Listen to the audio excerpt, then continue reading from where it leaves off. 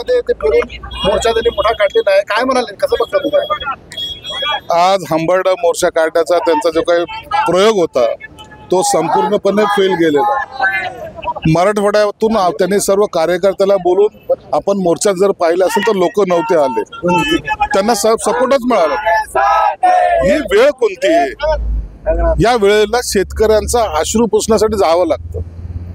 या वेळेला काही लोकांचे शेत्या वाहून गेले, काही लोकांचे गुरढोरं गेली, काही लोकांनी आत्महत्या केल्यात, काही लोक पुरात वाहून गेलेले.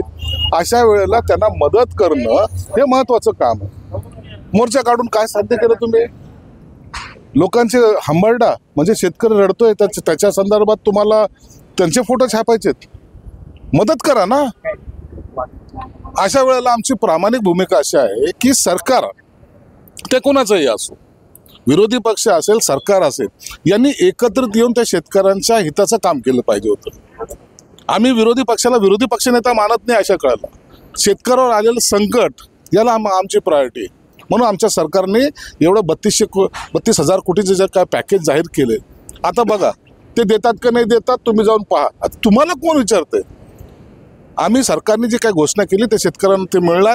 आम्ही आजही तुम्हाला पुन्हा सांगतो की आम्ही या मदतीवर आजही आम्ही समाधानी नाहीत. आम्हाला केंद्राकडून काही मदत मागवायची, तीही शेतकऱ्याला द्यायची.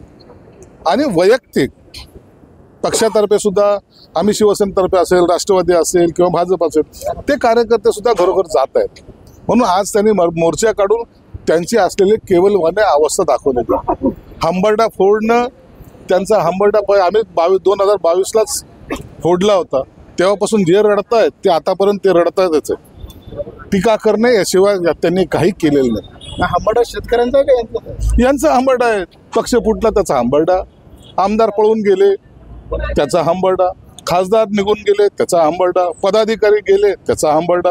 आता त्यांच्याकडे काही नाही राहिलं म्हणून तो हंबरडा आहे. पंजाब सरकारच्या धर्तीवरती 50,000 हेक्टरी मदत द्यावी असं तुमचं म्हणणं आहे?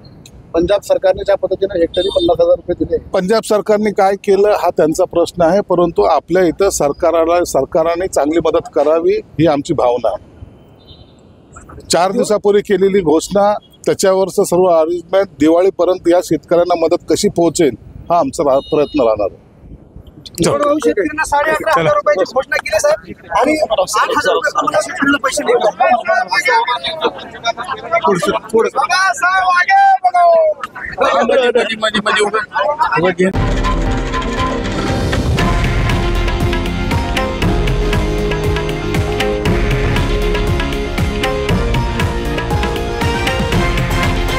हे आहे देशातील नंबर 1 न्यूज नेटवर्क आणि आपण पाहत आहात TV9 मराठी, एकमेव.